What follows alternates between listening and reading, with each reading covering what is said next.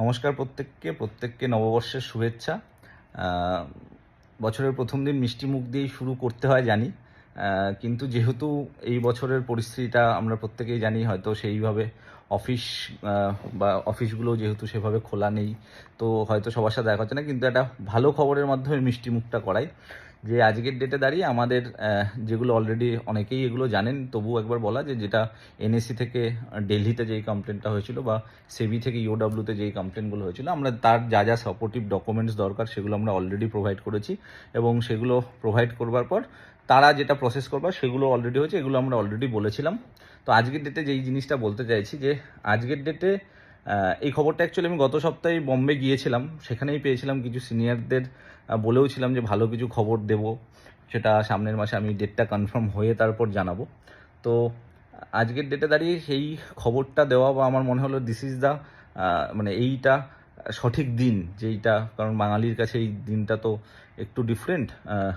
তো সেই জায়গাটায় দাঁড়িয়ে মনে হলো আজকেই এটা দেওয়া উচিত, যে আজকের ডেটে আমরা আমাদের যেই প্রসিডিওরগুলো রয়েছে মোটামুটি আমরা সেগুলো সবই গুছিয়ে এনেছি।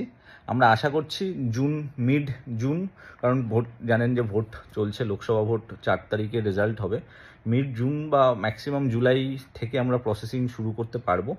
এবং যদি তার আগে হয়, এর চাইতে ভালো কিছু হয় না, কিন্তু তবুও যেহেতু এগুলো রয়েছে আমি তবুও এটা ধরে চলছি। বাট কিন্তু তার আগে এটুকু, যে দুটোর ক্লিন চিট যেহেতু হয়ে গেছে, সেই জায়গা থেকে আমি এটুকু আশাবাদী যে এটা খুলবে। এবার যদি সেটা যদি মে মাসে হয়ে যায়, ওয়েল অ্যান্ড গুড, মানে আরও ভালো। কিন্তু তবুও আমি একটা টেন্টেটিভ বা ম্যাক্সিমাম একটা সময় জুন মিড বা জুলাই থেকে শুরু করতে পারবো, এটা ধরে চলছি।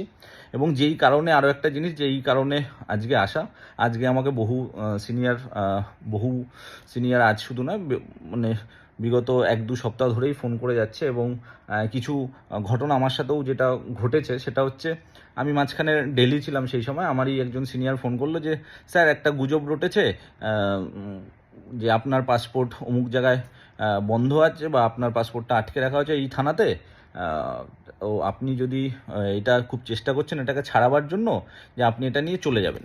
তো আমায় একটা কথা বলুন, যে আজকের ডেটে উনি তখন কি করলেন, যে স্যার আপনি কবে আসবেন বলুন, তাড়াতাড়ি আসুন। উনি আমার কাছে আসলেন, এসে আমাকে জোকারের মতো দাঁড় করিয়ে পাসপোর্টটার সাথে আমাকে ছবিটা তুলে উনি নিয়ে গেলেন, যে তাদের দেখাবার জন্য। তারপরে আবার কিছুদিন বাদে এটা হলো কি, যে না, ওনার আদৌ কোনো কিছু নেই।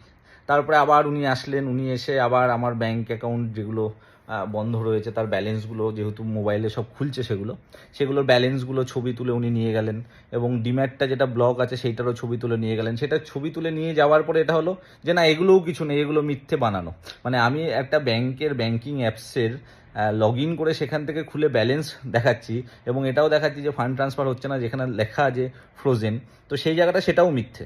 তো আজকের ডেটে কিছু মুষ্টিমেয় গ্রুপ ক্রিয়েট হয়েছে, এবং গ্রুপ কারা ক্রিয়েট করেছেন, কিছু মানুষ ক্রিয়েট করেছেন, যে তারা এমন কিছু কথাবার্তা বলছেন, এমন কিছু গুজব রটাচ্ছেন, যাতে করে সবাই নয়, সবাই এটা বলবো না, কিছু মানুষ, মানে যদি কোনো গ্রুপে 500 জন বা 300 জন লোক থেকে থাকে, 40-50 জন এমনভাবে ওনার কথায় প্রভাবিত হয়ে এমন একটা হেকটিক সিচুয়েশনে মানে তৈরি করছেন, একটা হেকটিক সিচুয়েশন এরকম তৈরি করছেন, যে জায়গাটা আছে চলো বাড়ি ঘেরাও করে দিই, ওনাকে দেখে নিতে হবে, হ্যাঁ মেরে দিতে হবে, ওনার মা এই, মানে একটা এমন কথাবার্তা, মানে যেই মানুষগুলো বিভিন্ন মিটিংয়ে দেখেছি, মিটিং থেকে বেরোবার পর পায়ে হাত দিয়ে প্রণাম করতে আসো, তাদের হয়তো বুকে টেনে নিয়েছি।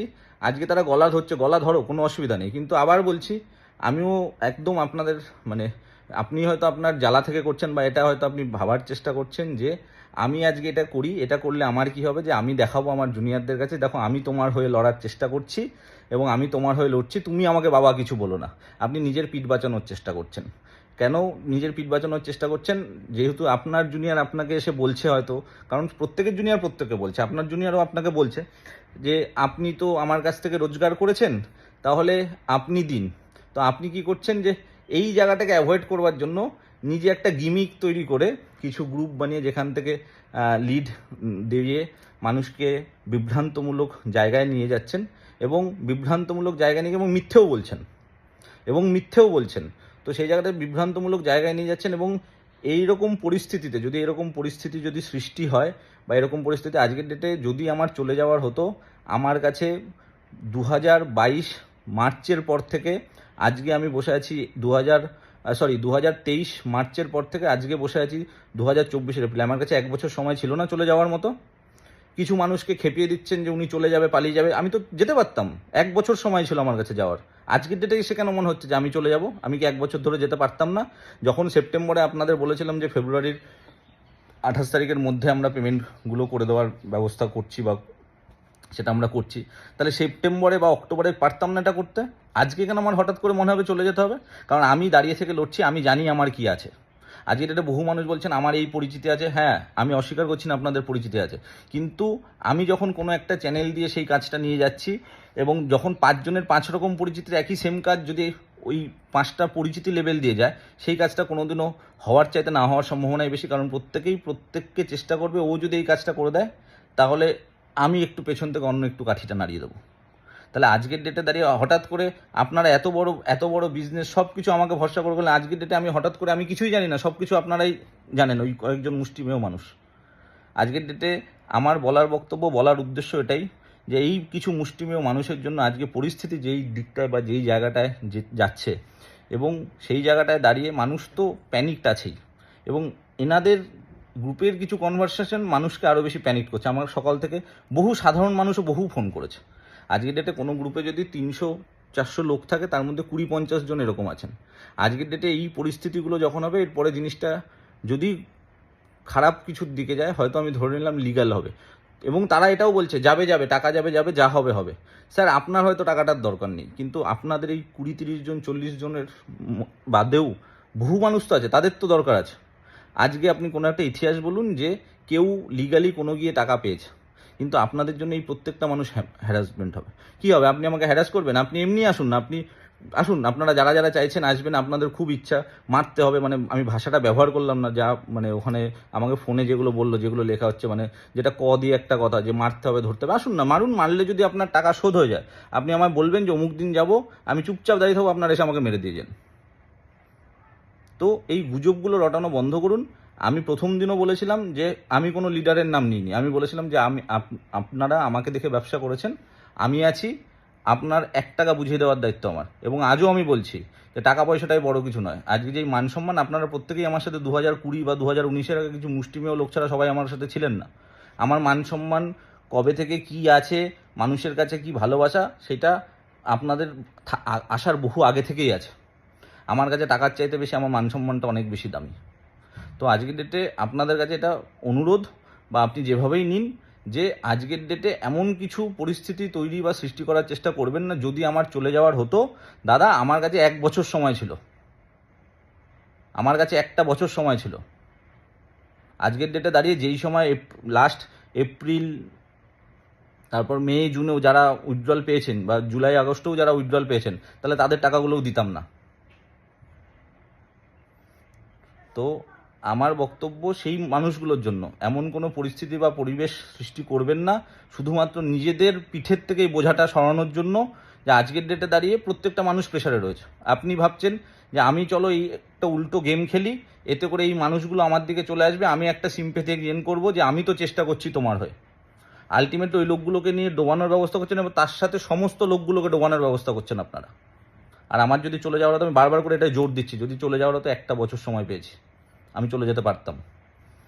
তো আমার কাছে উদ্দেশ্য বা বলার যে আমরা জুন মিড বা ম্যাক্সিমাম জুলাই থেকে, কারণ আমি ডেটটা এই কারণে এর আগে দিয়েছিলাম না, কারণ আমি কনফার্ম হতে চাইছিলাম, কারণ আমার নিজের দেওয়া ডেটই তো বহুবার ফেল হয়েছে। আমাকে তো এই ডেটটা আমাকে যে যাই দিক, কিন্তু আপনারা আমাকে ভরসা করেন। আমি যখন মুখ দিয়ে বলেছি আমার কথা ফেলিয়ার হয়েছে, এইটাই সবচেয়ে বেশি আপনাদের নাড়া দিয়েছে।